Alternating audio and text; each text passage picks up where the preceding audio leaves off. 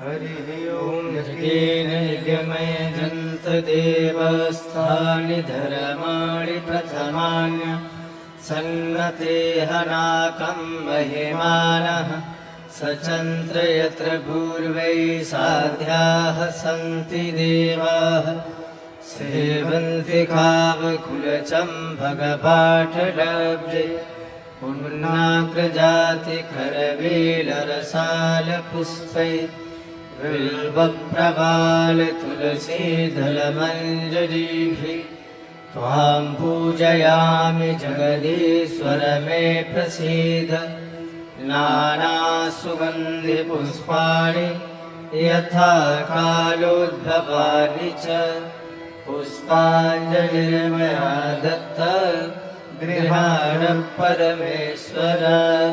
मन्त्रपुष्पाञ्जलिं समर्पयामि नमस्करोमि।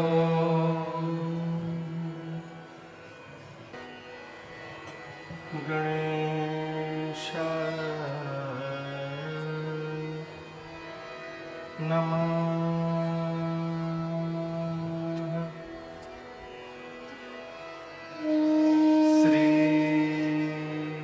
सरस्वत्यै नमः। श्री परमात्मने नमः।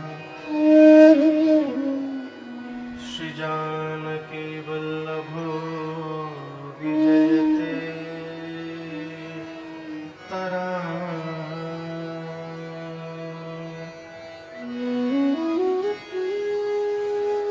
श्री राम कथा रस रसिक प्रभो।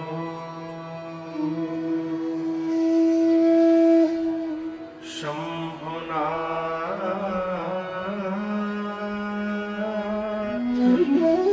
हनुमान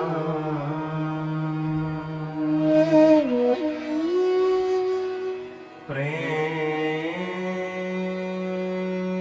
सहित आसन धरा।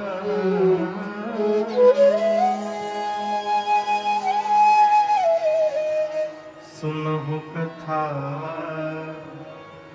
करूँगा। सियावर रामचंद्र भगवान की जय। माता रामो मत पिता रामचंद्र।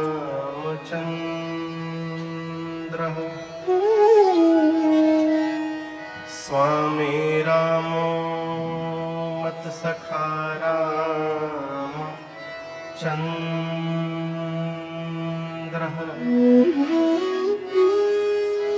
सर्वस्वं मे रामचंद्रो दयाल। नान्यं जाने जाने न जाने। बंदों श्री तुलसी के चरण जिनकी ह्यूं जग का। कलि समुद्र बूढ़त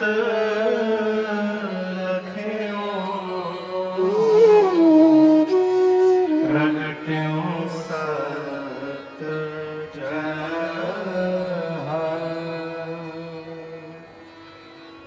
सिया राम मैं सब जग जानी।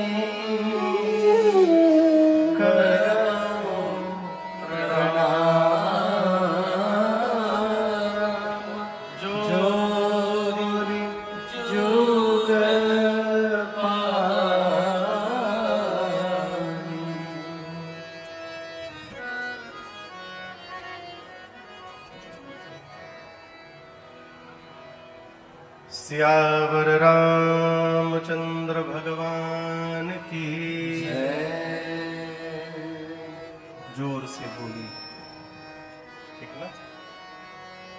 सियावर रामचंद्र भगवान की जय।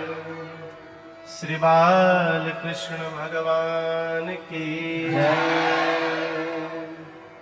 उमापति महादेव की जय। पवन सुत हनुमान की जय। पूज्यपाद गोस्वामी तुलसीदास जी महाराज की जय। श्री रामचरितमानस भगवान की जय। नमः पार्वती पतये हर हर महादेव।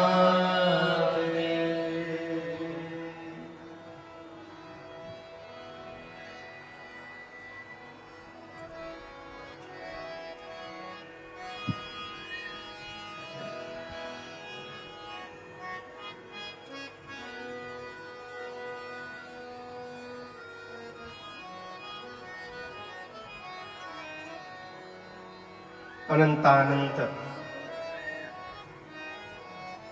कोटि ब्रह्मांड नायक अकारण करुणा वरुणालय भगवान श्री सीताराम जी के चरणों में बारंबार वंदन। देवादिदेव भगवान महादेव, जगत जननी मां अन्नपूर्णा एवं श्री हनुमान जी महाराज के श्री चरणों में साष्टांग दंडवत। कली पावना अवतार प्रातः स्मरणीय परम पूज्यपाद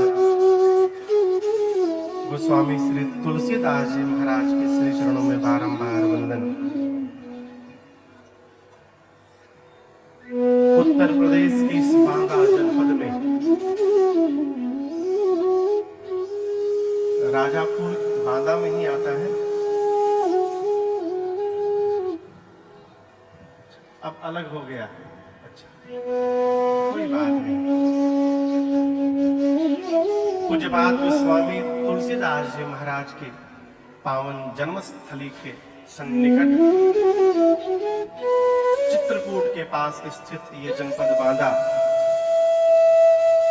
जहां बैठकर हम और आप आज से प्रारंभ हो रहे इस 9 दिवसीय श्री राम कथा महोत्सव में गोता लगाने का अवसर प्राप्त किए हैं। मुझे गाने का सौभाग्य और आपको श्रवण करने का सौभाग्य जिनके कारण सुलभ हुआ, परम आदरणीय भैया श्रीमान अजीत गुप्ता जी और इनका पूरा परिवार, जिनके संकल्प से ये सौभाग्य हमको आपको सुलभ हो रहा है। बहुरानी प्रीति गुप्ता जी, पूरा परिवार, बहने बहनोई, हित मीत आस पास से आए आप समस्त कथा के रसिक श्रोता बंधु, माताएं बहनें,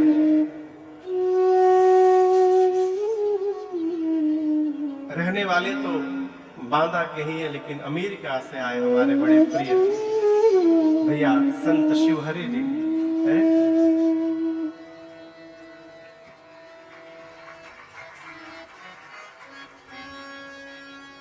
विज्ञान के माध्यम से पूरे विश्व में जहां जहां भी लोग इस कथा को देख रहे हैं, सुन रहे हैं, आप सभी लोगों को मेरा सादर जय सिया राम। जय सिया राम। मैं पहली बार बांदा जनपद में राम कथा गाने आया हूं।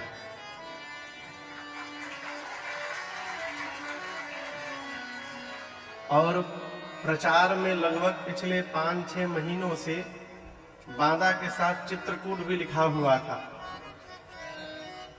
तो हमसे लोग पूछने लगे, महाराज चित्रकूट में कथा है। हमने चित्रकूट में तो है नहीं भैया, बांदा में है। तो महाराज प्रचार में लिखा है चित्रकूट। अब वो कैसे लिख गया ये रघुनाथ जी जाने, लेकिन ऐसा मेरा अपना हृदय कह रहा है कि केवल ये बांदा के लोग बैठ के कथा नहीं श्रवण करेंगे, साक्षात चित्रकूट धाम भी इस पंडाल में बैठ करके कथा को श्रवण करेंगे, ऐसा मेरा अपना हृदय कह रहा है।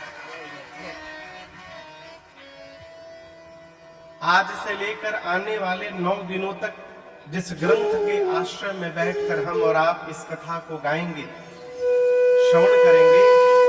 इस ग्रंथ का नाम है रामचरितमानस। क्या नाम है? रामचरित। कितने लोग परिचित हैं इस ग्रंथ से?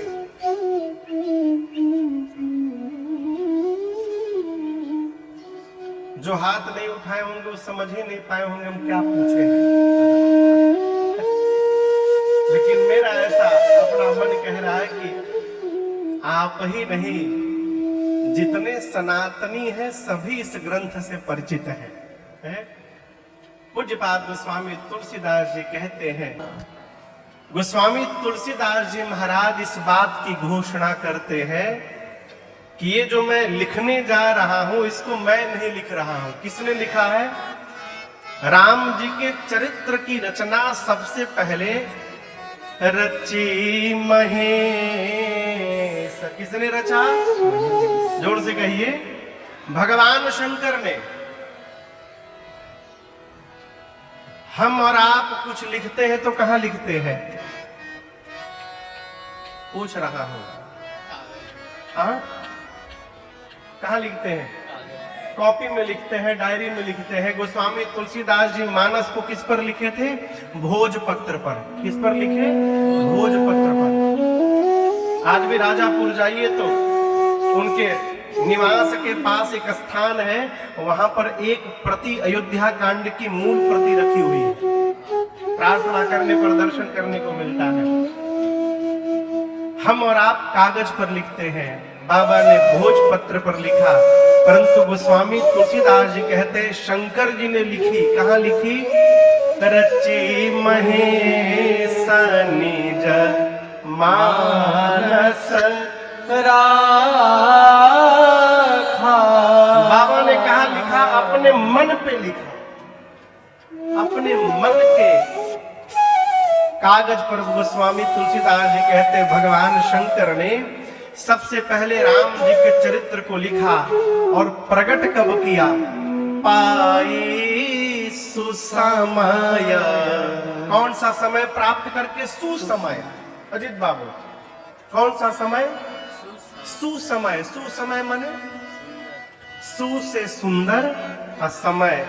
सुंदर समय जब मिला भगवान शंकर को, तब बाबा ने मानस से निकालकर और शिवासन भाखा।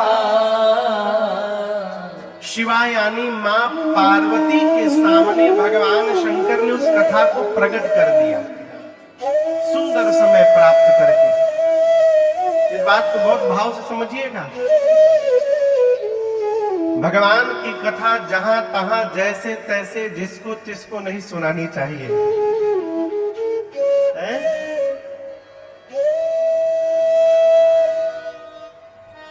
आप में से कोई सोना चांदी का काम करता है? कोई सुनार भैया है यहाँ पर? नहीं है। चलिए कोई बात नहीं। जब किसी बहुत बड़े शोरूम में जाइएगा ना और उनसे कहिएगा ये हीरा दिखाइए, वो हीरा दिखाइए, तो केवल सुनेंगे, दिखाएंगे नहीं जल्दी। क्यों?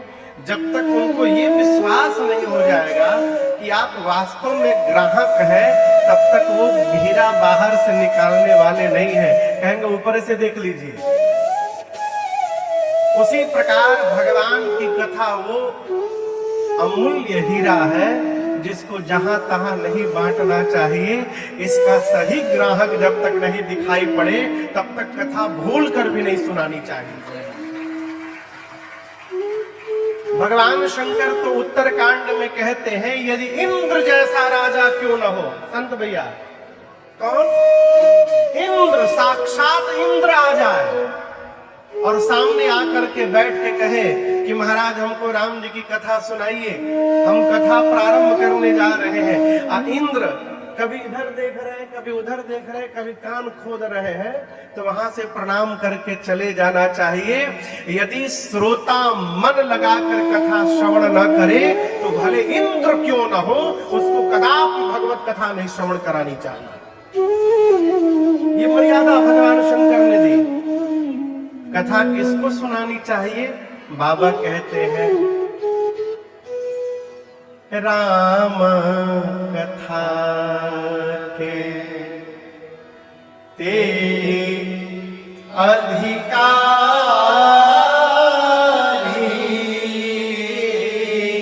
राम कथा का अधिकारी कौन है? पहला क्राइटेरिया, जिनके सत संगति अति प्यारी।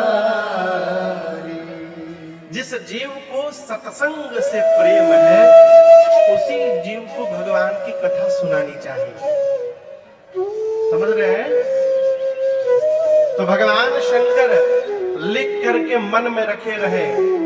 बहुत समय बीतने के बाद जब सुंदर समय मिला, सुंदर समय कब मिला? आप कल परसों श्रवण करिएगा। जब पार्वती मैया के हृदय में कथा के प्रति प्रीति जागृत हुई, तो सुंदर समय जानकर भगवान शंकर ने अपने मानस यानी मन में जो कथा रखी थी उसको प्रकट कर दिया। आप राम जी के चरित्र को आप श्रवण किए होंगे। राम जी के चरित्र के ऊपर कई ग्रंथ हैं। कितने ग्रंथ हैं तो आपसे कहूं 100 करोड़ से ऊपर। कितने भैया? चरितम रघुनाथस्य शतकोटि परिस्तरम। 100 करोड़ से ऊपर इतनी रामायण है। 100 करोड़ से ऊपर। आप कहोगे महाराज इतने रामायण कैसे बन गए?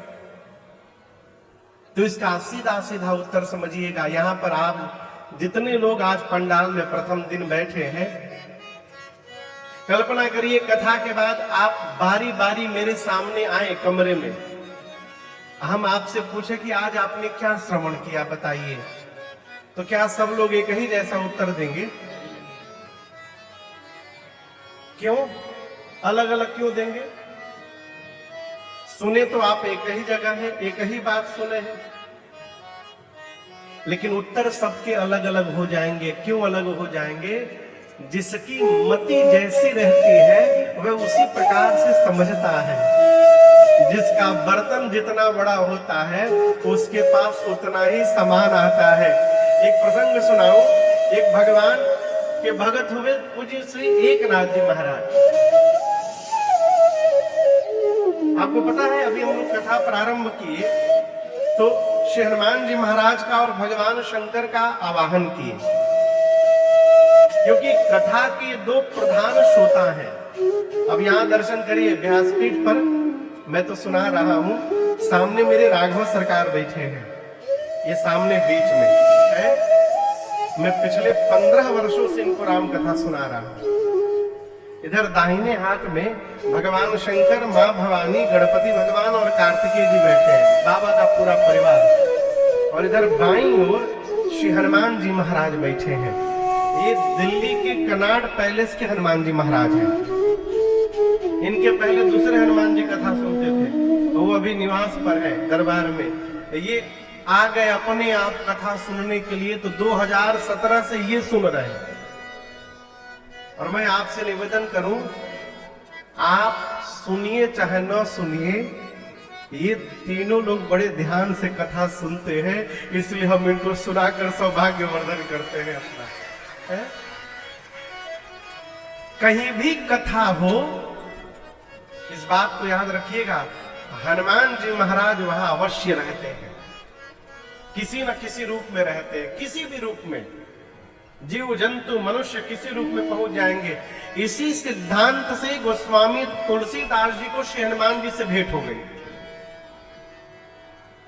गोस्वामी जी काशी जी में रहते थे, अजित बाबू, और शौच होने के लिए गोस्वामी जी काशी की भूमि पर शौच नहीं करते थे।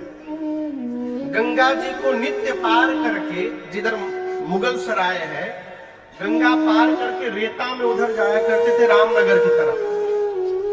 और लौटते समय जो लोटा में जल बचता था, वहां एक पेड़ था जामुन का रास्ते में, उसके जड़ में डाल दिया करते थे। नित्य का नियम था, लौटते समय जो जल बचे उस वृक्ष के जड़ में डाल देते थे। उस वृक्ष में एक ब्रह्म राक्षस रहता था, और गोस्वामी जी के जल देते देते रहने से उसकी प्यास तृप्त हुई, और एक दिन उसने दर्शन दे दिया। कहा, आपने मुझे तृप्त किया है, कहिए क्या चाहिए आपको। गोस्वामी तुलसीदास जी बोले, मुझे भगवान का दर्शन करना है। उस ब्रह्म राक्षस ने कहा मेरा सामर्थ्य तो नहीं है कि मैं आपको भगवान का दर्शन करा दूं, लेकिन जिनके कारण भगवत दर्शन हो सकता है उनका पता मैं आपको बता सकता हूं। तो किनके कारण भगवान मिलेंगे? राम दुआरे तुम रखवारे,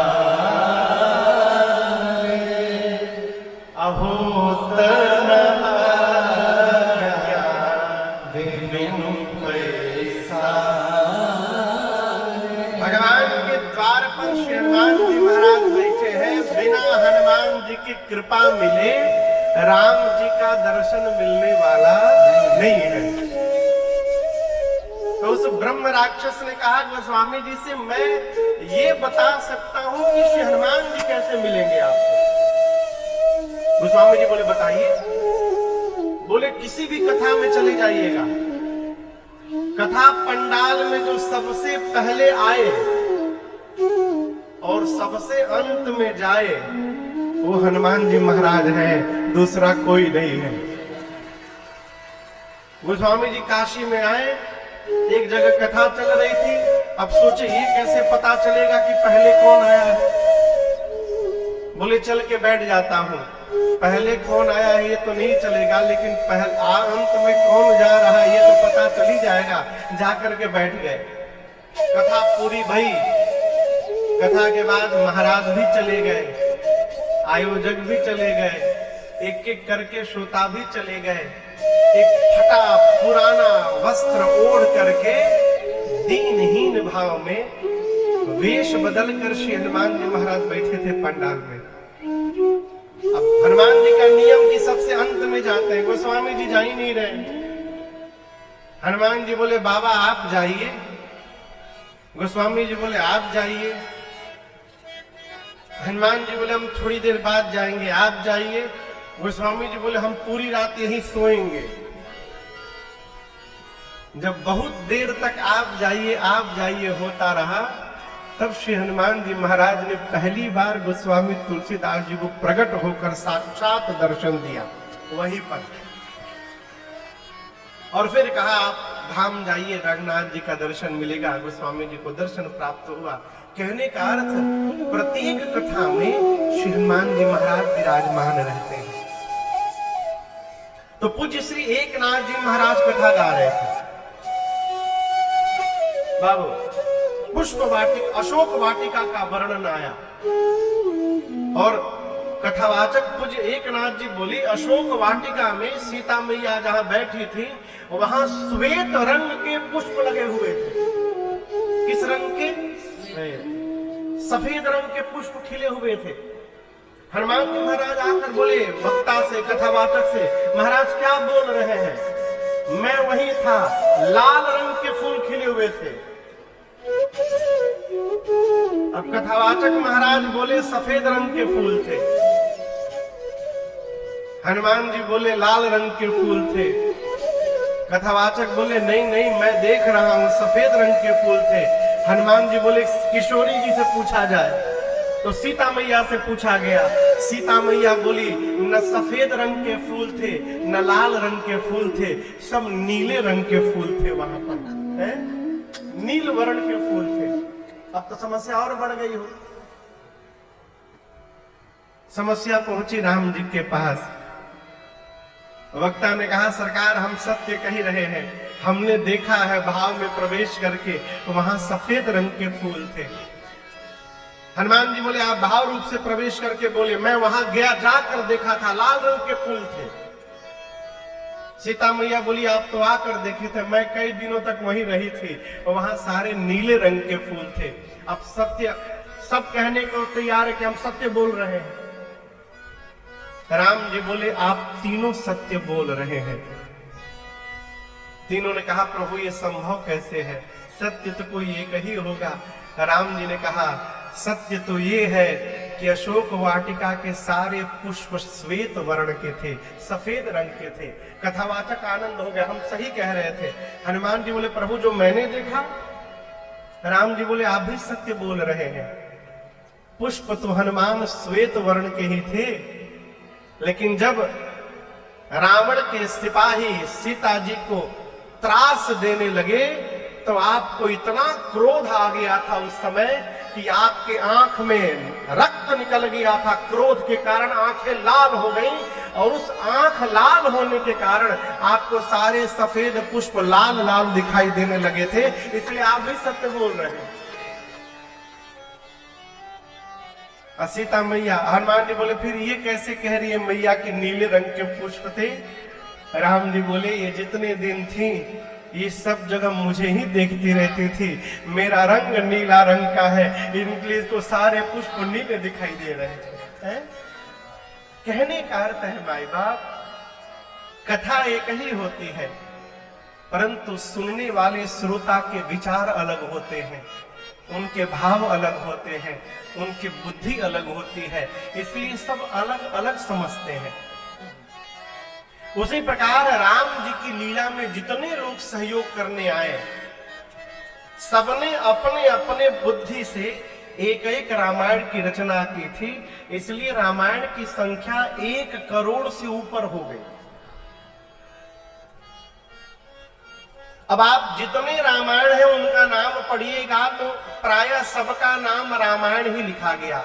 श्रीमद् वाल्मीकि रामायण, अध्यात्म रामायण, आनंद रामायण, कंब रामायण, सबके नाम के आगे क्या है? रामायण। लेकिन गोस्वामी जी ने इनका नाम रामायण नहीं रखा, क्या रखा?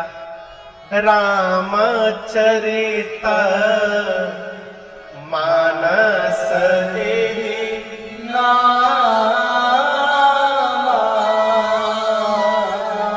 सुनत श्रवण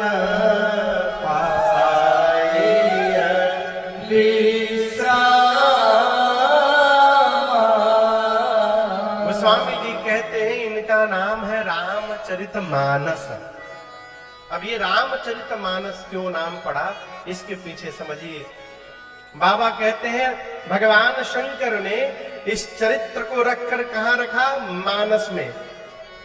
गोस्वामी तुलसीदास जी कहते हैं मैं वो चरित्र लिखने जा रहा हूं राम जी का जो भगवान शंकर के मानस से प्रकट हुआ है। जो रामचरित्र शिव मानस से प्रवाहित हुआ है उसको मैं लिखने जा रहा हूं, इसलिए इस ग्रंथ का नाम हुआ रामचरित मानस। क्या नाम हुआ? और सुनने से क्या होगा? बाबा कहते हैं रामचरित मानस सुनत श्रवण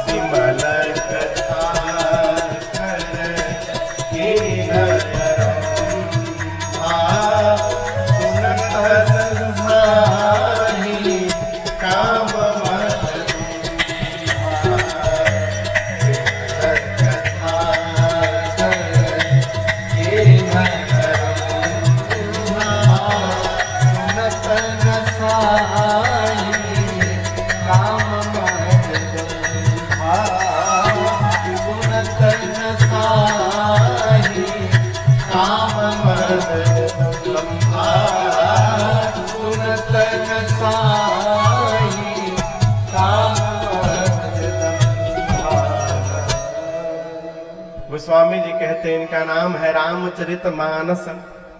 और सुनने से क्या होगा? सुनत श्रवण पाए विश्राम। गोस्वामी जी कहते हैं भगवान के इस चरित्र को श्रवण करने मात्र से हमारे मन को एक न एक दिन विश्राम की प्राप्ति हो जाएगी।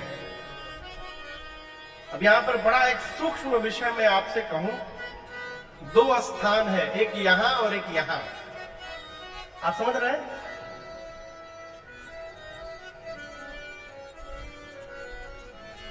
इंद्रियां कितनी है अजीत जी, पता है आपको? हाँ? आप में से किसी को पता है इंद्रियां कितनी है? कितनी है? 10। कितनी है? 5 ज्ञान इंद्रियां हैं और 5 कर्म इंद्रियां हैं। इन 10 इंद्रियों के बाद 4 विशेष इंद्रियां कही गई। कितनी? 4। ये क्या है? मन, बुद्धि, चित्त और अहंकार। मन, बुद्धि, चित्त और अहंकार। अब यहां दर्शन करिए, यहां बुद्धि है और मन है, यहां पर चित्त है, चित्त यानी हृदय। ठीक, अहंकार को किनारे रखिए, मन, बुद्धि और चित्त।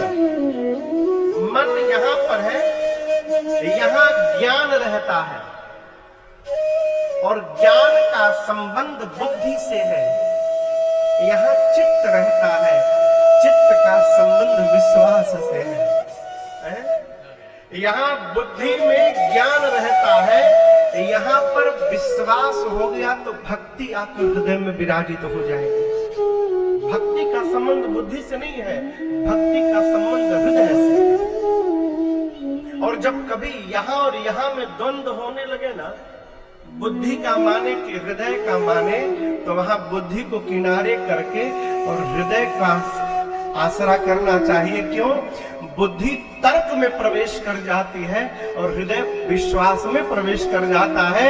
अब बिना विश्वास किए भगवान प्राप्त होने वाले नहीं है।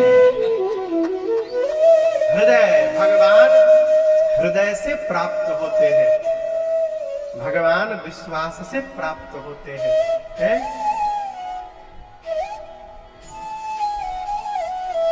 स्वामी तुलसीदास जी कहते हैं सुनत श्रवण पाई विश्राम। भगवान की कथा सुनने से जीवन को विश्राम की प्राप्ति होती है। विश्राम जानती क्या है? जहां पर बुद्धि लगाना बंद कर दिया जाए, मनुष्य विश्राम प्राप्त कर लेगा। आज बुद्धि समझते हैं, हमारी ओर कहते हैं ये बहुत खुरपेची आदमी है, यहां भी कहते हैं खुरपेची मतलब समझते हैं हर विषय में अपन बुद्धि लगा देना। खुरपेची आदमी यदि कथा में आ जाएगा तो कथा नहीं सुनेगा, वो 3 घंटा देखेगा। इतना बड़ा पंडाल कहां से आया होगा? वो बहुत रुपया खर्च किए होंगे अजीत जी। ये लोग कहां से आएंगे? पूरी 3 घंटा इसी में परेशान रहेगा कि कहां से आया होगा, कितना पैसा लगा होगा। ये क्या है? बुद्धि विकृत होना है। भगवान बुद्धि के विषय नहीं है, भगवान हृदय के विषय है। भगवान तर्क के विषय नहीं है, भगवान विश्वास के विषय है। विश्वास होगा तो भक्ति जन्म ले लेगी। विश्राम क्या है? जहां पर बुद्धि काम करना बंद कर दे और हृदय विश्वास से परिपूर्ण हो जाए, ये जीवन का विश्राम है। विश्राम होने के बाद पहला लक्षण जानते हैं क्या है संत जी? विश्राम प्राप्त होने के बाद क्या होगा जीवन में? जीव हमेशा यही कहेगा, अरे सारे जहां के मालिक। ये बात समझ में आ रही है? ये विश्राम है। हमारे पूज्य महाराज श्री कहते हैं, हमारे साथ जब श्री रघुनाथ तो किस बात की चिंता। ये विश्राम है? शरण में रख दिया जब माथ तो किस बात की चिंता है। इन्हीं के हाथ में जब हाथ तो किस बात की चिंता। तेरे स्वामी को रहती है तेरी हर बात की चिंता। और क्या कहे, इन्हीं का कर रहे गुणगान तो किस बात की चिंता। ये विश्राम है, भगवान पर पूर्ण रूप से विश्वास जागृत हो जाना, ये विश्राम है। ये होगा कैसे? केवल और केवल भगवत कथा श्रवण करके। आपको बताऊं, एक नारद जी को आप लोग जानते हैं ना, नारद जी को प्रसंग आएगा कल परसों श्रवण करिएगा। नारद जी भगवान से बोले, प्रभु हमको एक दिन के लिए चेहरा उधार दीजिए। क्या उधार दीजिए? भगवान पूछे किस लिए हो? नारद जी बोले, प्रभु विवाह करना है हमको। नारद के चेहरे पर तो विवाह हो नहीं पाएगा, आपका चेहरा उधार लेकर लगा कर जाएंगे, अब विवाह करके आपका चेहरा लौटा देंगे। नारद जी विवाह करने के लिए भगवान का चेहरा मांगे। भगवान नारद जी का विवाह काटने के लिए उनको बानर का चेहरा बना दिए। केवल काटे नहीं, भगवान स्वयं राजकुमार बन के गए और उस कन्या से विवाह करके चले आए। प्रसंग परसों श्रवण करिएगा। नारद जी को बड़ा कष्ट हुआ। राम जी जब वनवास के क्रम में थे, शबरी मैया को गति देकर भगवान पंपा सरोवर पर जाकर बैठे थे, उस समय नारद जी राम जी से मिलने गए और नारद जी ने प्रश्न किया, प्रभु एकांत में आप ही दोनों भैया हैं और मैं हूं, एक मेरे मन में बड़ा कष्ट है। राम जी पूछे किस बात का कष्ट है? नारद जी बोले, प्रभु जब विवाह में चाहे प्रभु, जब मैं विवाह करना चाहता था, प्रभु के ही करे नदी। प्रभु आप मेरा विवाह क्यों काट दिए, मेरा विवाह नहीं होने दिया? शंकर जी मना कर रहे थे कि मैं विवाह नहीं करूंगा, उनका बरबस करवा दिए। हम चाह रहे थे हमारा विवाह हो जाए, हमारा विवाह आप काट दिए, ऐसा क्यों किए आप? यहां राम जी का उत्तर बड़ा अद्भुत है। राम जी मुस्कुरा कर बोले, नारद जी आज तक आपने कभी पूछा नहीं था, इसलिए मैंने आपको बताया नहीं था। एक बात आपसे कहना चाहता हूं नारद जी, मेरा एक स्वभाव है। नारद जी पूछे क्या स्वभाव है? भगवान राम जी बोले, नारद जी जो मनुष्य, इसको ठीक से समझिएगा, जो मनुष्य संसार के समस्त आशाओं का त्याग करके और केवल मेरे भरोसे रहता है, संत बाबू, जो संसार के समस्त आशाओं का त्याग करके केवल मेरे भरोसे हो जाता है, मैं उस जीव की उसी प्रकार रक्षा करता हूं जैसे महतारी समझते हैं, महतारी अपने छोटे से बालक की जैसे रक्षा करती है, उस प्रकार मैं उस जीव की रक्षा करता हूं जो केवल मेरे भरोसे रहता है। अब मैं आपको इसके भीतर लेके चलता हूं। कल्पना करिए किसी माता जी के पास उनका 1 महीने का बालक हो, 1 महीने का, और उन माता जी को बांदा से निकल करके दिल्ली जाना हो ट्रेन पकड़ के। माता सामान पैक करेगी ना, लेकिन वो बालक नहीं कहता है कि माँ हमारा भी तौलिया पैक कर लेना, माँ मेरा पाउडर रख लेना। कहता है क्या बालक? माँ वो काजल रख लेना मेरा, माँ वो क्रीम भी रख लेना माँ। नहीं कहता, वो आनंद में पड़ा रहता है, और आप दर्शन करिए, माँ अपना सामान भले भूल जाए लेकिन उस बच्चे का एक भी सामान नहीं भूलती है, सारा सामान रखती है। क्यों? क्योंकि वो जीव पूर्ण रूप से भगवान माँ पर आश्रित है। ये कथा कहती है यदि वही भाव हमारा भगवान के प्रति जागृत हो जाए, हम भगवान पर आश्रित हो जाए, तो भगवान भी हमारे उसी प्रकार हमारी रक्षा करते हैं जिस प्रकार माँ उस बच्चे की रक्षा करती है। और आप आगे दर्शन करिए, राम जी कहते हैं नारद जी वही बच्चा जब बड़ा हो जाए, आप दर्शन करिए, बच्चा छोटा रहता है तो माँ नहलाती है, बच्चा बड़ा हो जाता है तो माँ नहीं नहलाती, बच्चा स्वयं नहलाता है, नहाता है, अपना सामान स्वयं रखता है। जब बच्चा बड़ा हो जाता है और अपने करने लगता है तो माँ उसको छोड़ देती है। भगवान कहते हैं जितने ज्ञानी भगत हैं ये सब मेरे बड़े बच्चे हैं, इसलिए इनको मैं छोड़ दिया हूं, साधन करके आगे बढ़ते रहिए। लेकिन जो कुछ नहीं जानता, जिसको कुछ ढंग नहीं आता, जो केवल मेरे भरोसे रहता है, मैं उसको उसी प्रकार गोद में उठाए रखता हूं जैसे माँ अपने छोटे से बच्चे का देखभाल करती है, मैं उसकी देखभाल करता हूं।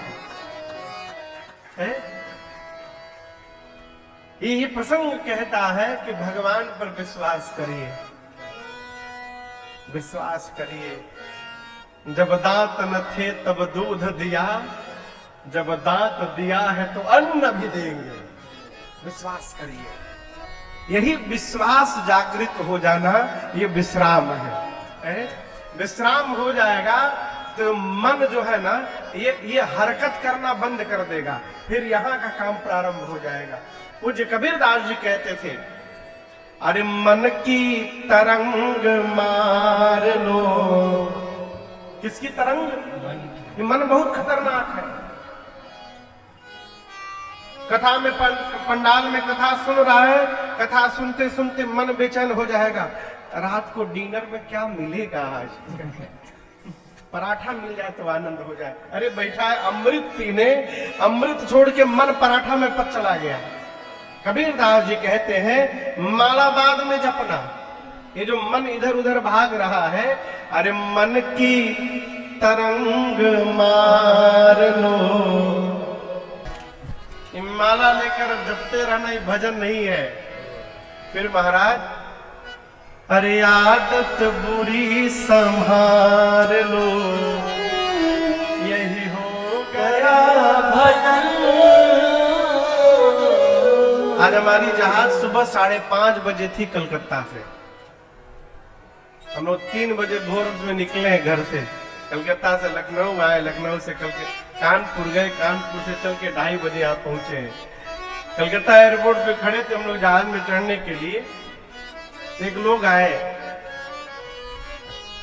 हम आपको देखे टीवी पर, जी जी, हम आपका भजन भी सुने हैं, जी जी जी, एक फोटो ले लीजिए। वो जब लेने आए फोटो लगे हमरी, तो सुबह सुबह दवाई लेके आए थे। दवाई समझ रहे हैं? हाँ हाँ, सीताराम कहिए, तुम थे पूरे। अब वो तो चले गए, मैं डिस्टर्ब, हम मुझे बताओ सुबह कितना बज रहा था उस समय? 5 बज रहा था भोर में। 5 बजे दवाई वाई ले लिए हैं। अब ऐसे लोग कितनों कथा भागवत सुनने का क्या मतलब है? देखिए गोस्वामी जी कहते हैं, विधि प्रपंच, प्रपंच मने अच्छा, विधि मने, विधि मने वो विधि, वो तरीका वाला विधि नहीं, विधि मने ब्रह्मा जी, विधि मने ब्रह्मा जी, हरि मने विष्णु जी, हर मने शंकर जी। विधि हरिहर। तो ये जो ब्रह्मा जी का प्रपंच यानी जगत है, प्रपंच यानी जगत है, विधि प्रपंच गुण अवगुण साना।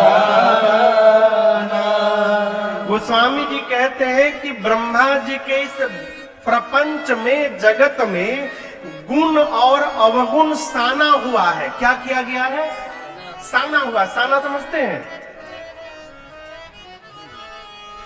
आजकल शादी विवाह में पूड़ी खाया जाता है। पूड़ी, पूरी, तरकारी, पनीर, पुलाव और क्या है, mix veg, mix veg, buffet system आ गया, खूब बढ़िया। वो खाते हैं ना हाथ में लेके। अच्छा ये बताओ, आदमी खड़े खड़े खाते हैं? भगवान बनाए हैं बैठ के खाने के लिए, लेकिन नहीं, हम विकास कर गए हैं, मनुष्य से पशु बन गए, खड़े खड़े पा रहे हैं।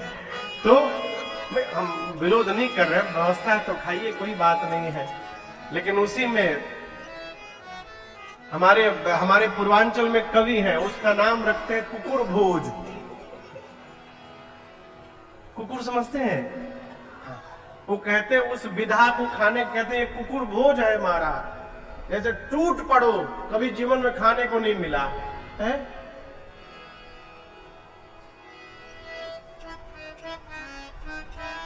विवाह में पहले पूड़ी नहीं खिलाया जाता था। क्या खिलाया जाता था? चावल दाल। अब इसका भी कारण समझिएगा, बड़ा वैज्ञानिक कारण मैं आपको सुनाऊं, जो मैंने सुना है, मैं आपको सुना रहा हूं। आज भी हमारे यहाँ का तो बांधा का नहीं मुझे मालूम, घर में कोई भी मांगलिक कार्यक्रम हो, उसके एक दिन पहले और बाद में भतवान होता है। यहाँ होता है भतवान होता है। उस दिन चावल दाल बनता है, कढ़ी पकौड़ी बड़ा वड़ा बनता है, और जितने अपने ब्लड वाले हैं गांव में, गांव के लोग हैं, उनको बुला करके चावल दाल खिलाया जाता है, भतवान। यहाँ भी होता है बांदा में, यहाँ भी होता है। क्यों? पहले किसी भी मांगलिक कार्यक्रम में चावल दाल खिलाया जाता था। आजकल पूरी खिलाया जाता है। चावल दाल इसलिए खिलाया जाता था कि चावल दाल एक ऐसा भोजन है जिसको मिला करके खाया जाता है। विवाह में इसलिए चावल दाल खिलाया जाता था कि जिस प्रकार चावल दाल मिल के रहते हैं, उसी प्रकार ये दोनों परिवार भी मिल के रहेंगे। लेकिन अब क्या है? पूरी शुरू में ही तोड़ा तोड़वल शुरू। पूरी कैसे खाया जाता है? तोड़ तोड़ के। तो जिसको प्रारंभ ही तोड़ से हो रहा है, वो आगे कैसे चलेगा? तो चावल दाल को मिला के नहीं खाया जाता, चावल दाल को सान के खाया जाता है। कैसे खाया जाता है? यहाँ क्या बोलते हैं? सान के। जिसको मिलाइएगा वो अलग हो जाएगा, लेकिन जिसको सान दीजिएगा वो अलग होने वाला नहीं है। गोस्वामी जी कहते हैं ब्रह्मा जी के इस प्रपंच में ब्रह्मा जी ने गुण और अवगुण को सान दिया है। यानी जितने जीव आपको दिखाई दे रहे हैं, सबके भीतर गुण भी है और सबके भीतर अवगुण भी है। राजन राम जी की कथा गा रहे हैं, राजन के भीतर भी अवगुण है। आप सुन रहे हैं, आपके भीतर भी गुण है।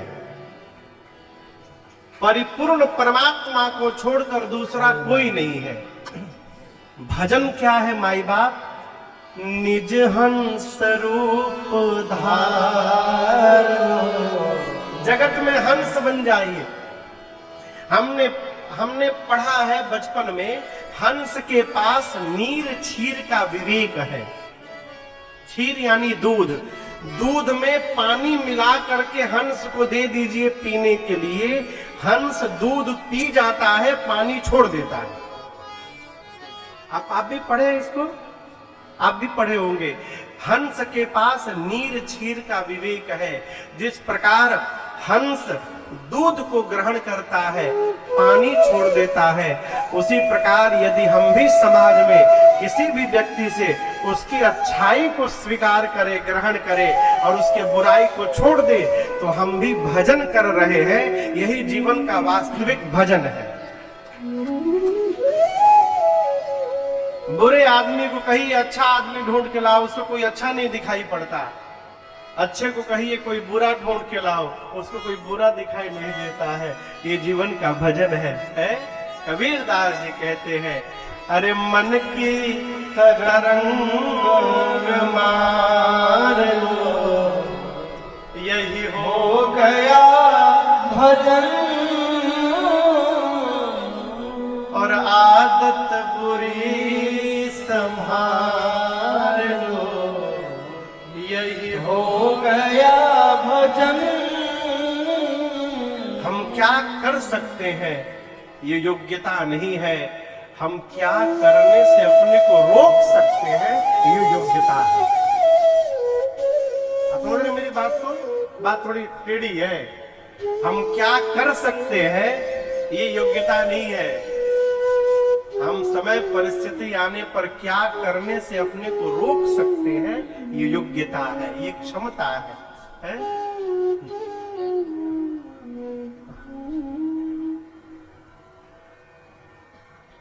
आज पहला दिन इसलिए हम कुछ बोल नहीं रहे। अब कल से कोई आगे से आएगा जाएगा नहीं, 4 घंटे। आज तो कुछ व्यवस्था के कारण पहला दिन था, इसलिए विलंब हो गया। कथा का समय 4 बजे से न भैया, तो कल से कथा 4 बजे प्रारंभ हो जाएगी। 4 बजे से भजन प्रारंभ हो जाएगा और 4:30 बजे राघव जी के साथ अपने राम जी यहाँ आ जाएंगे। और कल से यहाँ पर वही 4 से लेकर के 8, 8:30 जब तक रघुनाथ जी चाहे हम और आप कथा गाएंगे। आज हम और आप राम कथा महिमा श्रवण कर रहे हैं। कल भूत भावन भगवान शंकर के विवाह की कथा यहाँ गाएंगे। और कल कथा श्रवण करने न आइएगा आप लोग, कल बाबा के विवाह में बाराती बनने के लिए आइएगा। खूब आनंद की वर्षा होगी। और मैं दावे के साथ कहना चाहता हूं आपको, बहुत विवाह आप देखे होंगे, लेकिन कल जो विवाह आप देखेंगे सुनेंगे, ऐसा विवाह जीवन में कभी नहीं देखे होंगे। क्यों? पूरे धरती के भूत प्रेत कल यहाँ आएंगे बांदा में। पूरी धरती के भूत प्रेत अक्टाऊ बक्टाऊ सब पहुंचेंगे। तो गोस्वामी तुलसीदास जी कहते हैं, इस कथा को सुनने मात्र से मन को विश्राम की प्राप्ति हो जाएगी। गोस्वामी तुलसीदास जी ने रामचरितमानस में 7 कांड लिखे। कितने कांड? जोर से कहिए। 7। नाम कितने लोगों को याद है 7 कांड का? पहला कांड बोलिए, जोर से बोलिए। बाल कांड। दूसरा श्री अयोध्या कांड। तीसरा, अरे महाराज बहुत, अरे एकदम मुंह में आ नहीं रहा महाराज। हम जब भूल जाते थे ना पहले से कहते थे, अरे महाराज अभी याद था, अरे क्या तो नाम है उसका, क से नाम था, क से। तीसरा कांड लंका कांड।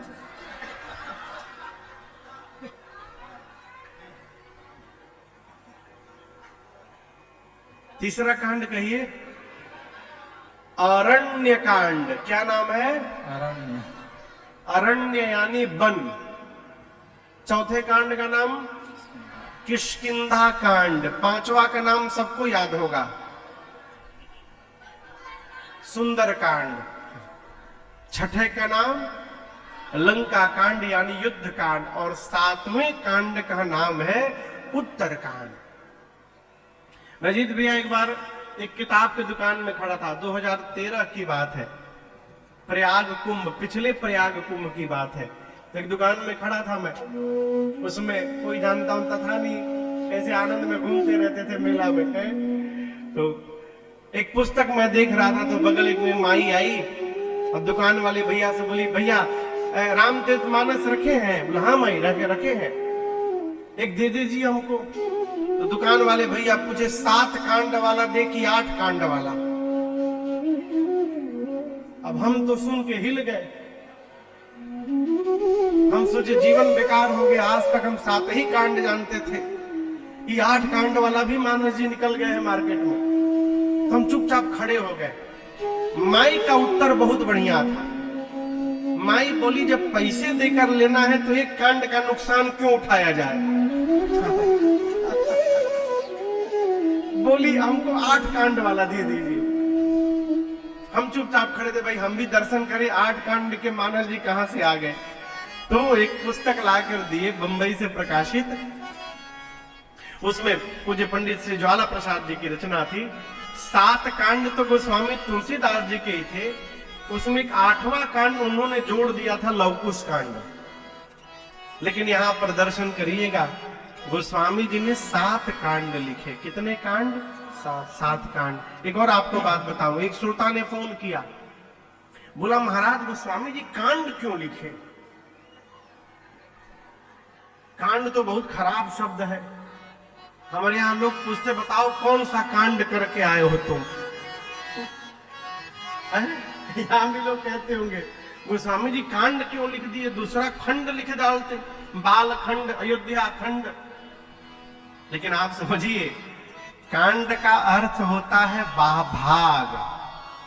कांड का क्या अर्थ है? भाग। उसको हम गलत परिभाषित करके जीवन में बैठे, वो उसका अर्थ है नहीं।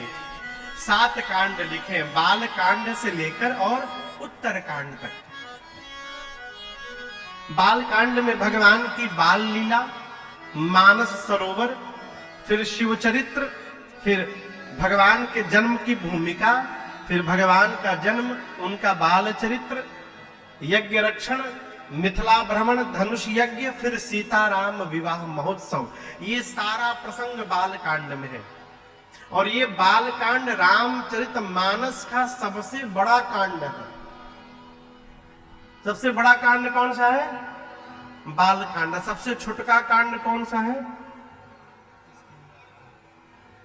कौन सा कांड है? किष्किंधा कांड। सबसे छोटा कांड मानस जी का। अयोध्या कांड में भगवान वन में गए अयोध्या से, और उसके बाद चित्रकूट में गए, फिर भरत भैया सबको लेकर राम जी के पास गए, राम जी की पादुका लाकर अयोध्या में पधराए राज सिंहासन में। ये पूरा प्रसंग विशेष रूप से भरत भैया का चरित्र अयोध्या कांड में लिखा गोस्वामी जी ने।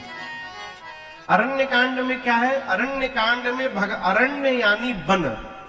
अरण्य का क्या अर्थ है? वन। वन में रहकर चित्रकूट में भगवान ने कौन कौन सी लीला संपादित की, वो सारा प्रसंग अरण्य कांड में है।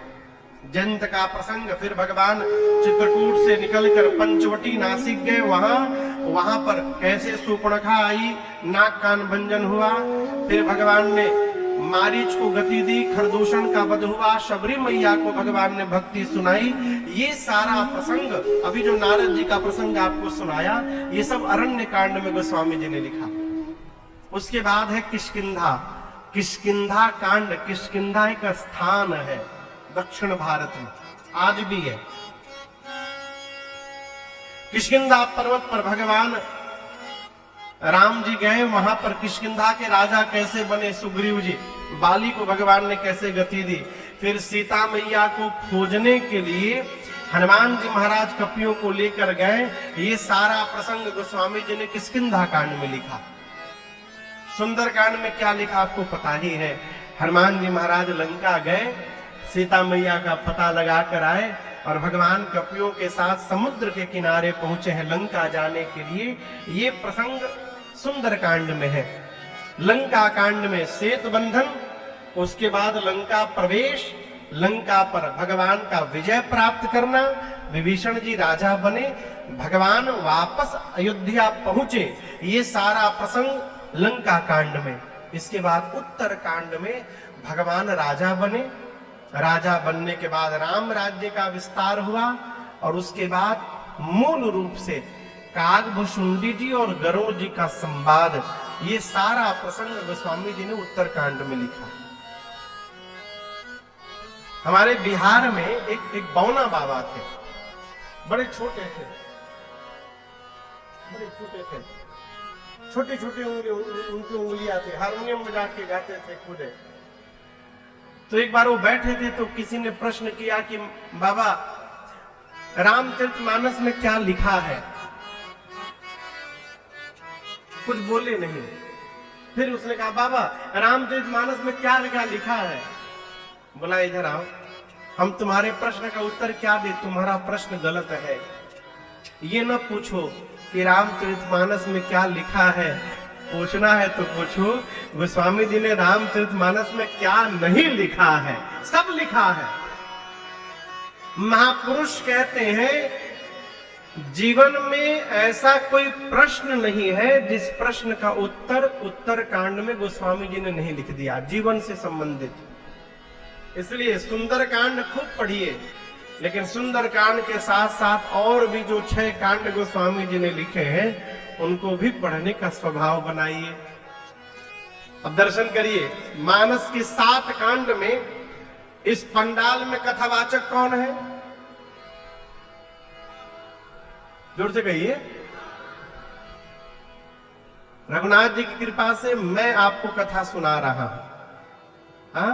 लेकिन इस रामचरितमानस पंडाल में एक कथावाचक नहीं है। कितने कथावाचक है पता है? 4 कथावाचक कथा गा रहे हैं यहां पर। कितने कथावाचक? 4। ये रामचरितमानस का सर है, इसके 4 दिशा में 4 घाट बने हैं। ये मान के रखिए सरोवर है। 4 दिशा दिखाई दे रहा है आपको, हर दिशा में एक घाट है। अब प्रत्येक घाट पर एक कथावाचक है और एक श्रोता है। ये कैसे महाराज? दर्शन करिए। सबसे पहले कथावाचक है गोस्वामी तुलसीदास जी महाराज, और उनके सामने सुनने कौन बैठा है? तो गोस्वामी जी का अपना मन कह दीजिए अथवा संत समाज कह दीजिए, नहीं तो गंगा मैया सुन रही है। ये कहां गा रहे हैं? तो काशी जी में गा रहे हैं। कहां गा रहे हैं? काशी जी में, 80 घाट पर बैठकर। ये मानस का पहला घाट है और इस घाट का नाम है शरणागति घाट। क्या नाम है? शरणागति घाट। गोस्वामी जी कहते हैं मैं वो कथा सुनाने जा रहा हूं आप लोगों को जो तीर्थराज प्रयाग में बैठकर याज्ञवल्क्य मुनि ने भरद्वाज जी को सुनाई थी। अब दूसरे कथावाचक आ गए याज्ञवल्क्य ऋषि। श्रोता कौन है? भरद्वाज जी। स्थान है तीर्थराज प्रयाग। इस घाट का नाम है कर्मकांड घाट। याज्ञवल्क्य ऋषि कहते हैं मैं वो कथा सुनाऊंगा। कौन सी कथा? जो कैलाश में बैठकर भगवान शंकर ने मां पार्वती को सुनाई थी। अब तीसरे कथावाचक आ गए भगवान शंकर। स्थान है कैलाश, श्रोता है मां। इस घाट का नाम है ज्ञान घाट। क्या नाम है? ज्ञान घाट। शंकर जी बोल रहे हैं देवी मैं आपको वो कथा सुनाने जा रहा हूं जो नीलगिरी पर्वत पर बैठकर कागभूषुंडी जी ने गरुड़ जी महाराज को सुनाई थी। चौथा घाट है नीलगिरी पर्वत। यहाँ कथावाचक है कागभूषुंडी जी और श्रोता है श्री गरुड़ जी महाराज। इस घाट का नाम है भक्ति घाट। सब क्या कह रहे हैं कि मैंने जो सुना है वो आपको सुना रहा हूं जिनके मुख से। हम लोग छोटे थे ना, तो गांव में हमारे बिहार में पूर्वांचल में, अब आजकल की माताएं नहीं, पहले की माताएं बच्चों को डरवा के खिलाती थी। बाबू बाबू खा लो, काटू आ जाएगा, काटू। आप लोग सुने हैं ये? काटू समझते हैं? जो आकर के काट लेगा। तो माताएं बच्चे से कहती थी बाबू खा लो ना तो काटू आ जाएगा। तो एक बच्चे ने अपनी माँ से पूछा माई तुम काटू देखी हो? तुम माँ काटू देखी हो कभी? माँ बोली हम देखे नहीं है कभी।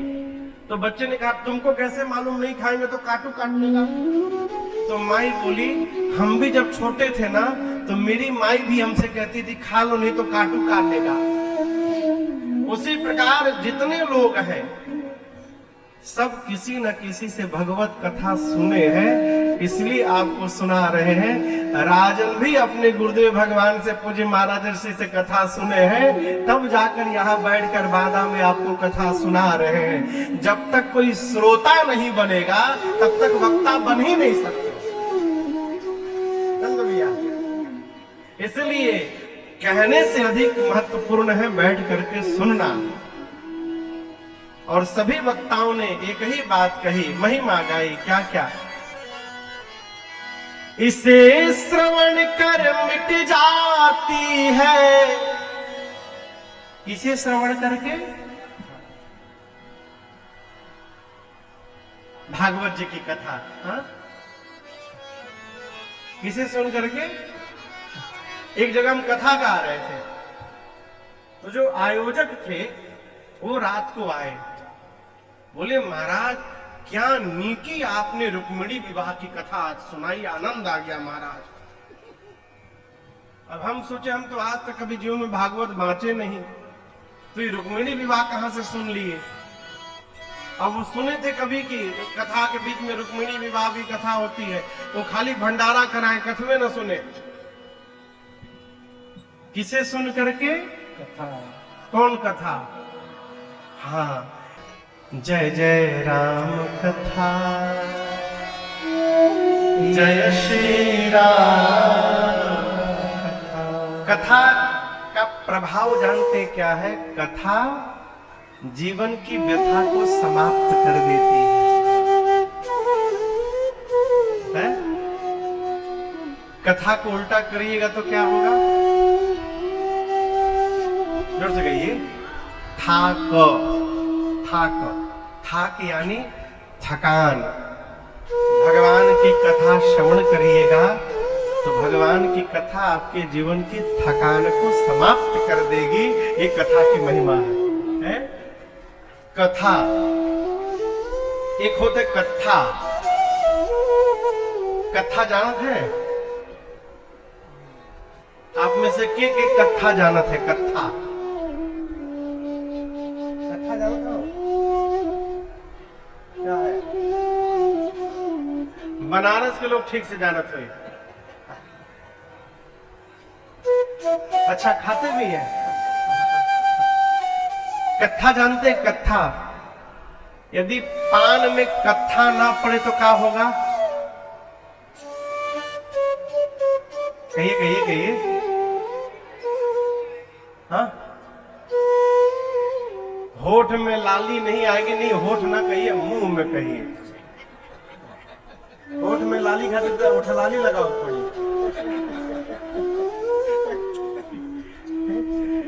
यदि पान में कथा ना हो तो मुख लाल नहीं होगा। यदि जीवन में भगवान की कथा न हो तो जीवन में लालिमा नहीं आएगी। ये कथा की वही बात है। हमारे महाराज जी कहते हैं ये कथा ही एक माध्यम है जो मनुष्य को व्यथा से दूर लेकर जाता है। और एक बात समझिएगा, कथा भी भगवान की ही केवल होती है। अच्छा, यहां हम आए हैं राम कथा सुनाने। यदि कल्पना करिए हम यहाँ बैठ के अब पिछले 2 घंटे से केवल अपने बारे में बताते कि हम यहाँ जन्म लिए, ऐसे पढ़े, यहाँ गए, वहां गए, ऐसे आए, कितनी देर आप बर्दाश्त करते? ईमानदारी से कहिएगा। अजीत बाबू, आप ही प्रधान श्रोता है, आप ही बताइए। हाँ, क्या नहीं, मुंह देखी नहीं, सही सही बताइए। यदि हम कथा छोड़ के अपने बारे में बताते, आप भले हमसे ना कहते लेकिन बगल में जो भैया बैठे हैं उनसे जरूर कहते, ये किसको बुला लिए हम? हैं? बुलाए थे कथा सुनाने के लिए, तब से अपन व्यथा बांच रहे हैं यहाँ पर। और तो और छोड़िए, कोई व्यक्ति रोज सवेरे चाय के समय 8 बजे आपके घरे पहुंच जाए और रोज बैठ के एक ही बात बतावे अपने बारे में, आप 5 दिन सुनने के बाद जैसे 8 बजेगा घर के बच्चों से कहेंगे, जैसे आवे तो कहना हम बाहर चले गए। क्यों आएगा? सर का दर्द बढ़ाएगा। कहीं बतिया रोज बताता है। हमारे एक रिश्तेदार है, हम उनसे केवल इतना पूछे थे एक बार, मैं उनका नाम नहीं बताऊंगा, नहीं तो समझ जाएंगे हमारे बारे में बोल रहा है। हम उनसे केवल इतना पूछे तो, और बाबूजी कैसे हैं आप? 1.5 घंटा बोले थे, 1.5 घंटा। इतना पूछने के बाद उसके बाद मैं जब भी उनको देखता हूं मैं बोलता नहीं हूं कुछ भी, चुपचाप प्रणाम करके चला जाता हूं। कहे फिर बोले कि फिर फंसे। जीव जब अपने बारे में बताने लगता है तो सिर का दर्द बढ़ जाता है, और सामने वाला जब भगवान की कथा सुनाने लगता है तो सिर का दर्द समाप्त हो जाता है। यही भगवत कथा की महिमा है। जो जीवन की व्यथा को समाप्त कर दे वो भगवान की कथा है। वो स्वामी तुलसीदास जी कहते हैं, मंगल करनी कलिमल हरनी, तुलसी कथा रघुनाथ की। भगवान की कथा क्या करती है? मंगल करती है। क्या करती है? मंगल करती है। और याद रखिएगा, जिसका मंगल हो गया उसके अमंगल का नाश अपने आप हो जाएगा, अलग से करना नहीं पड़ेगा। यदि इस पंडाल में प्रकाश, ये लाइट चली जाए तो आप में से कोई नहीं कहेगा प्रकाश जलाओ अंधेरा भगाओ, प्रकाश जलाओ अंधेरा भगाओ। कोई कहेगा क्या? नहीं, सब एक ही बात कहेंगे, प्रकाश जलाओ। क्यों? जिस प्रकार प्रकाश के आने के बाद अंधकार अपने आप समाप्त हो जाता है, उसी प्रकार कथा जिसका मंगल कर देती है उसका अमंगल अपने आप समाप्त हो जाता है। ये कथा कैसे मंगल करती है? मंगल करनी। अब ये मंगल कैसे करती है? तो कहते हैं कलिमल हरनी, तुलसी कथा रघुनाथ की। कलिमल, कलयुग के जो मल है, विकार है, काम क्रोध मद मोह लोभ, और छठवां नाम है मत्सर। क्या नाम है? मत्सर। काम समझते हैं ना? कामनाएं ये समाप्त होने वाली नहीं है। पैदल चलने वाला परेशान है, साइकिल क्यों नहीं है? साइकिल वाला परेशान है, स्कूटी क्यों नहीं हो पा रही है? स्कूटी वाला परेशान है, बुलेट क्यों नहीं है? बुलेट वाला परेशान है, अरे 4 चक्का काहे नहीं है, भले नैनो हो जाए। नैनो वाला परेशान है, फॉर्च्यूनर काहे नहीं है? फॉर्च्यूनर वाला, फॉर्च्यूनर ना बनो, फॉर्च्यूनर, हाँ फॉर्च्यूनर। फॉर्च्यूनर वाला परेशान है, BMW काहे नहीं है? जिसके पास BMW है वो चार्टर्ड प्लेन के लिए परेशान है। आप दर्शन करिए, संतुष्ट कोई नहीं मिलेगा। वो एक छंद है, मैं सुनाता हूं आपको।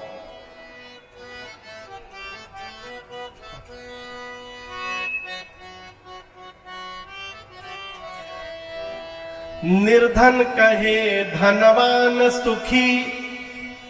जिसके पास पैसा नहीं है वो क्या कह रहा है? पैसा वाला बड़ा सुखी है। निर्धन कहे धनवान सुखी, धनवान कहे सुख राजा को भारी। पैसा वाला कह रहा है हम का आनंद में तो राजा है। राजा कहे चक्रवर्ती सुखी, और चक्रवर्ती कहे सुख इंद्र को भारी। गरीब कही रहा है पैसा वाला सुखी, पैसा वाला कही रहा है राजा सुखी है। राजा बोले हम का सुखी, चक्रवर्ती सुखी। चक्रवर्ती बोले हम तो धरती के चक्रवर्ती हैं, हमसे अधिक सुखी तो इंद्र है। इंद्र कहे श्री राम सुखी। इंद्र क्या कह रहे? कौन सुखी है? राम जी। श्री राम कहे सुख संत को भारी। राम जी कह रहे हमसे सुखी संत है। असंत कहे संतोष में सुख है, बिनु संतोष सब दुनिया दुखारी। मूल रूप से जब तक संतोष नहीं होगा तब तक कामनाएं समाप्त होने वाली नहीं है। काम अछत सुख सपने हो, बिनु संतोष न काम नसाही। है काम। अच्छा मजे की बात देखिए, काम पूरा हो गया तो लोभ आवत है, काम पूरा हो गया तो क्या होता है? लोभ। अब पूरा नहीं हुआ तो क्रोध। ये जो काम है ये क्रोध और लोभ को जन्म देने वाला है। काम को जन्म कौन देता है? मोह। आप समझ रहे हैं? काम को किसने जन्म दिया? मोह ने। मोह के कारण काम ने जन्म लिया। काम पूरा हुआ तो लोभ जन्म हुआ, नहीं हुआ क्रोध हुआ, हो गया लोभ जन्म लिया, लोभ पूरा हुआ है कोई मेरे जैसा कथा करने वाला? ये मद है, अहंकार। और मद होने के बाद ईर्ष्या आ जाती है। हमार जैसन केहू के ना होके, इसका नाम है ईर्ष्या। मद के बाद मत्सर। ये 6 प्रकार की बीमारी है। मत्सर वाला कई आदमी को आप देखिएगा हर 2 मिनट बाद कहीं भी बैठा रहता है, हर 2 मिनट। ये क्या? उसको हमेशा यहाँ जलन बनी रहती है। उसी प्रकार जिसको मत्सर की बीमारी हो जाए ना, उसका मन हमेशा जलता रहता है। किसी के भी घर में बढ़िया सामान देख लिया, उसकी जलन शुरू हो गई। आप अपने घर के नए सोफे पर लाकर बिठा दीजिए, जितनी देर आप चाय लेने जाएंगे भीतर, वो पॉकेट से पेन निकालेगा, लेके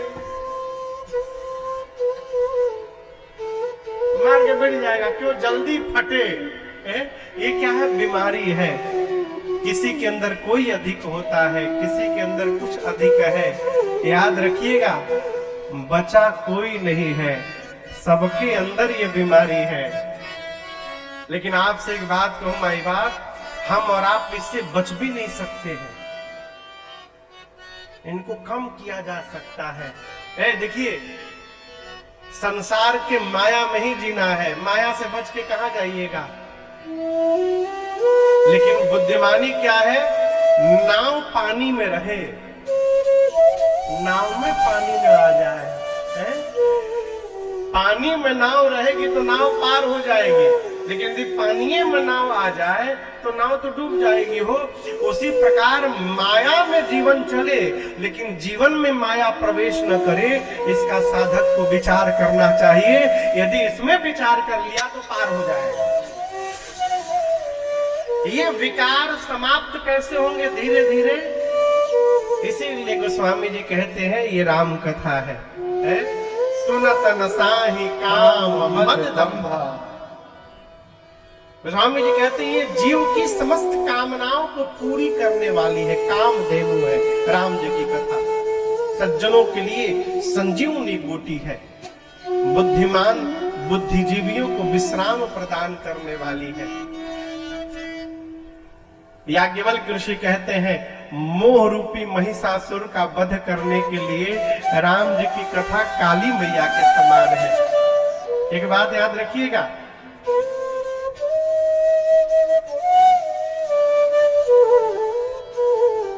बोलूं बुरा ना लगाइएगा ना, प्रशंसा सुनने में बड़ा अच्छा लगता है सबको, ये जीव का स्वभाव है। लेकिन प्रशंसा से थोड़ा बचना चाहिए। आपको बताऊं, भरत जी जब चित्रकूट जा रहे थे ना, तो जैसे भरत जी बोले कि मैं प्रातःकाल अपने भैया के पास जाना चाहता हूं, देखे बिनु रघुनाथ पद जिय के जरन न जाए, चलत प्रात लखी निर्णव नीके, भरत प्राण सब भी सबही के। पूरी अयोध्या की प्रजा भरत जी की जय जयकार करने लगी। भरत भैया गदगद हो गए, मेरी जय जयकार हो रही है। भरत जी आगे बढ़े, श्रृंगवेरपुर में निषाद राजगुह ने प्रशंसा की, भरत जी मैंने सुना था राम जी पूरी रात आपकी जय जयकार किए, सादर सरहना रावरी आपकी प्रशंसा करते रहे। भरत भैया गदगद हो गए, आगे बढ़े। तीर्थराज प्रयाग में भरद्वाज जी ने कहा, भरत जी मेरे जीवन भर के सत्कर्म का फल मिला, राम का दर्शन मिला, और राम के दर्शन का फल मिला। आज भरत जैसे साधु का दर्शन प्राप्त हुआ। भरत जी सुन के गदगद हो गए और आगे बढ़े। चित्रकूट में राम जी के पास गए। गुरु जी ने भरत जी की प्रशंसा की, राम जी ने भी भरत जी की प्रशंसा की। भरत भी गदगद हो रहे हैं। कुछ लोगों के मन में आया, ये भरत जी कर क्या रहे हैं? भरत जी को अपनी प्रशंसा अच्छी लग रही है। भगवान के भक्त का स्वभाव नहीं कि वो अपनी प्रशंसा सुन के प्रसन्न हो जाए। राम जी ने पूछा भरत भैया से, भरत मेरे कान में बात आई है, अयोध्या से लेकर चित्रकूट तक आपकी प्रशंसा होती रही और आपकी प्रशंसा सुनकर आपको आनंद आता रहा। भरत जी बोले, आनंद आया प्रभु, अब भी आनंद आ रहा है। तो क्यों? विवेकी पुरुष अपनी प्रशंसा सुन के प्रसन्न नहीं होता।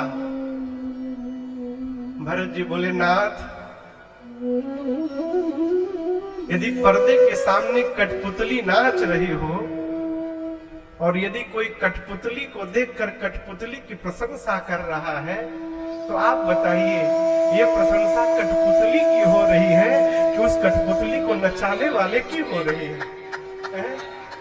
भरत तो कठपुतली है नाथ, और आप इस कठपुतली के स्वामी हैं। तो जगत में यदि कोई मेरी प्रशंसा कर रहा है तो वो मेरी नहीं हो रही है, वो मेरे रघुनाथ जी की प्रशंसा हो रही है। और अपने स्वामी की प्रशंसा सुनकर कौन प्रसन्न नहीं होगा? आप इसका उत्तर दीजिए। ये मोह समाप्त हो जाएगा कथा सुनकर कि हम करने वाले हैं। जब तक कर्ता का बोध रहेगा हम मोह से समाप्त होने वाले नहीं है। ये भगवत कथा सुनते सुनते ये पता चलता है कि न राजन के गाने की क्षमता है, न अजीत बाबू की आयोजन कराने की क्षमता है। ये रघुनाथ जी की कृपा है तो राजन गा रहे हैं, रघुनाथ जी की कृपा है तो वो आयोजन करा रहे हैं। ये मोह का नाश है। याज्ञवल्क्य ऋषि ने कहा, भगवान की कथा मोह रूपी महिषासुर का वध करने के लिए काली मैया के समान है? भगवान शंकर कहते हैं, देवी राम जी की कथा कुल्हाड़ी है। क्या है? कुल्हाड़ी देखे हैं? उसको क्या कहते हैं यहाँ पर बांदा में? कुल्हाड़ी कहते हैं ना। कुल्हाड़ी से कितना सुंदर प्लास्टिक काटा जाता है ना। क्या काटा जाता है? लकड़ी। जिस प्रकार कुल्हाड़ी से वृक्ष काट दिया जाता है, शंकर जी कहते हैं, देवी यदि कलयुग के विकार काम क्रोध मद मोह लोभ मत्सर वृक्ष बन जाए तो इस विकार के वृक्ष को काटने के लिए राम जी की कथा ही कुल्हाड़ी के समान है। जिसके पास भगवान की कथा रहेगी उसके जीवन के विकार रूपी वृक्ष समाप्त हो जाएंगे। और उसके बाद बाबा कहते हैं, भगवान शंकर कहते हैं, देवी राम जी की कथा हाथ की सुंदर ताली है। क्या है हाथ की सुंदर ताली? माँ ने कहा, प्रभु कथा को ताली क्यों बता रहे हैं? शंकर जी बोले, देवी कल्पना करिए बहुत सारे झुंड में पक्षी बैठे हों, वहां कोई जाकर जोर से ताली बजा देगा तो क्या होगा? क्या होगा कहिए? पक्षी उड़ जाएंगे।